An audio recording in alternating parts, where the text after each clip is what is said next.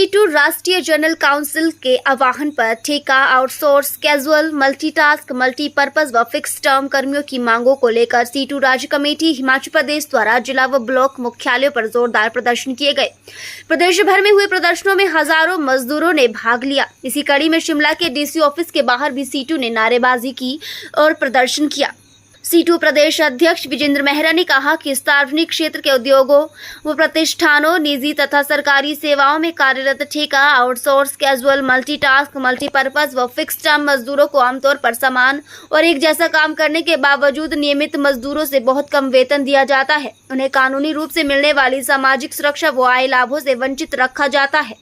ठेका, outsource, casual, multitask, multipurpose व fix term मजदूरों की भर्ती में एक और राजनीतिक नेताओं, सरकारी अधिकारियों व कंपनियों की कमीशन खोरी बढ़ी है, वहीं दूसरी ओर इन कर्मचारियों पर शोषण का सिकंजा मजबूत हुआ है। इन कर्मचारियों का भारी शोषण किया जा रहा है। इन कर्मचारियों को स्थायी कर्मचारियों के मुकाबले बेहद कम वेतन दिया जा रहा है। कर्मचारी से आज के बजाय 12 घंटे कार्य लिया जाता है। इसके लिए EPF, ESI, gratuity, pension, bonus, छुट्टियां आदि की सुविधा लागू नहीं की जाती। इनके लिए मेडिकल सुविधा का कोई प्रावधान नहीं है। इन्हें समय पर वेतन भी नहीं दिया जाता। केंद्र की मोदी सरकार के पिछले 10 वर्षों के कार्यकाल में स्थायी नौकरियों में भारी कटौती हुई तथा कॉन्ट्रैक्ट, आउटसोर्स, फिक्स टर्म प्रणाली पर बेरोजगारी का बोलबाला बढ़ा है। इससे कर्मचारियों की सामाजिक सुरक्षा खतरे में पड़ी है। हिमाचल प्रदेश की भूतपूर्व भाजपा सरकार आउटसोर्स कर्मचारियों के लिए पॉलिसी बनाने का वादा कर इन्हें ठगती रही व वर्तमान कांग्रेस सरकार भी इन कर्मचारियों के प्रति संवेदनहीन रही। वो इन्हें नौकरी से निकालने की साजिश रचती रही। उन्होंने मांग की है कि ठेका, आउटसोर्स, कैजुअल, मल्टीटास्क, मल्टीपर्पज व फिक्स टर्म मजदूरों के लिए श्रेणी अनुसार न्यूनतम वेतन लागू किया जाए। आज पूरे देश के अंदर इस तरीके के धरने प्रदर्शन आयोजित किए जा रहे हैं।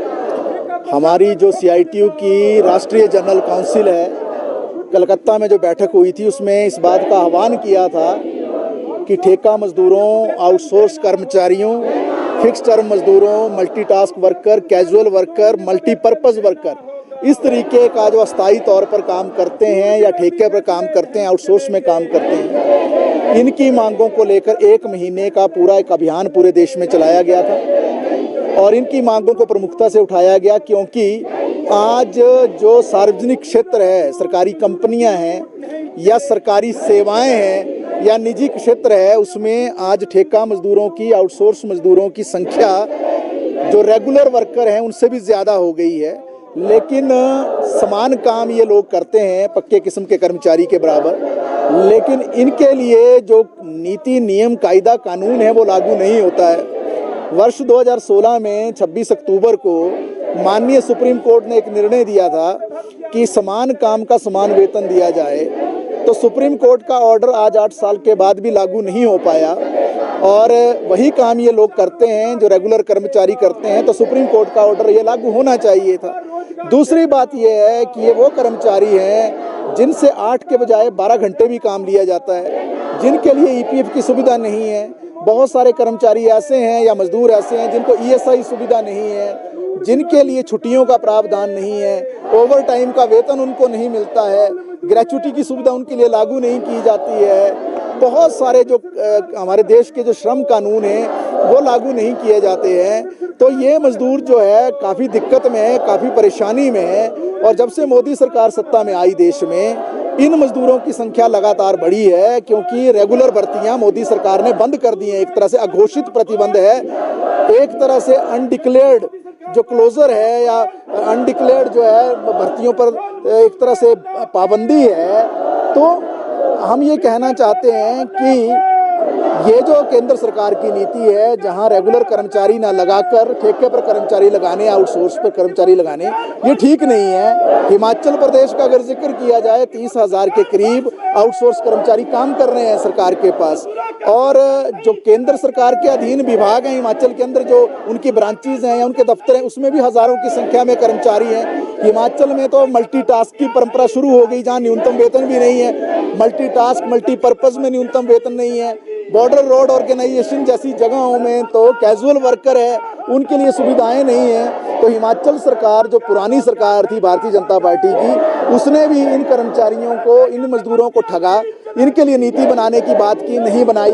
और आज की जो सरकार है इसने क्या घोषणा की थी जब ये सत्ता में आ रहे थे कि ये कहा था हम आउटसोर्स प्रणाली को बंद करेंगे। इसका मतलब क्या मान के चले थे लोग? ये मान के चले थे कि अगर आउटसोर्स बंद होगा तो नेचुरली रेगुलर एम्प्लॉयमेंट आएगा, लेकिन रेगुलर एम्प्लॉयमेंट के बजाय ये उससे भी एक कदम नीचे चले गए आउटसोर्सिंग। इन्होंने मल्टीटास्क में शुरू कर दिया काम, मल्टीपर्पज में। कम से कम आउटसोर्स में न्यूनतम वेतन तो मिलता है, मल्टीटास्क और मल्टीपर्पज तो 4500 से लेकर 6000 रुपए में रखे जा रहे हैं, आधे रेट पर रखे जा रहे हैं। इन सारी मांगों को लेकर आज पूरे प्रदेश के अंदर जगह जगह धरने प्रदर्शन हुए हैं, पूरे देश में धरने प्रदर्शन हुए हैं, ब्लॉक और जिला हेडक्वार्टर्स पर धरने प्रदर्शन हुए हैं। हम यही कहना चाहते हैं केंद्र सरकार से और प्रदेश सरकार से कि आपको अब वक्त आ गया है जब इन कर्मचारियों के लिए नीति बनानी पड़ेगी। आउटसोर्स कर्मियों के लिए ठोस नीति का निर्माण करके इनको रेगुलराइजेशन की तरफ ले जाना पड़ेगा। कैजुअल, मल्टीटास्क, मल्टीपर्पज या जो ठेका प्रथा है या फिक्स टर्म है उस पर अंकुश लगाने की जरूरत है और रेगुलर किस्म का रोजगार जो है देने की आवश्यकता है, क्योंकि ज्यादातर संख्या अब इन मजदूरों की है विभागों के अंदर। और बड़ी बात यह है क्योंकि भर्तियां जब नहीं हो रही हैं तो ये जो ठेका और आउटसोर्स पर कर्मचारी हैं, एक एक कर्मचारी 4-4 लोगों का काम कर रहा है, तो बहुत भयंकर शोषण है। इसलिए जो है इस तरीके के धरने प्रदर्शन हमने सब जगह किए हैं और डीसी ऑफिस शिमला में भी किए हैं। और हम केंद्र और प्रदेश सरकार को चेताना चाहते हैं कि आप देख रहे हैं जिस तरीके से आज IGMC या कमला नेहरू हॉस्पिटल के या मेंटल रिहेबिलिटेशन सेंटर के या आपके चमियाना का जो अटल इंस्टीट्यूट है उसके लोग या STP के लोग हैं, BRO के लोग हैं, सहब के लोग हैं, जो इसमें दूसरे सब जगह जो आउटसोर्स और कॉन्ट्रैक्ट वर्कर्स काम कर रहे हैं, इसमें होटल के मजदूर भी उनके लिए समर्थन में शामिल हुए हैं और दूसरे मजदूर भी आए हैं। तो इस मुहिम के तहत हम केंद्र सरकार से आज हमने ज्ञापन भी भेजे हैं जगह जगह प्रधानमंत्री को और मुख्यमंत्री को, और उसके माध्यम से यही अपील की है कि इन सबके रोजगार को जो है रेगुलराइज किया जाए और नीति का निर्माण किया जाए और जो इनका शोषण हो रहा है उस पर अंकुश लगाया जाए।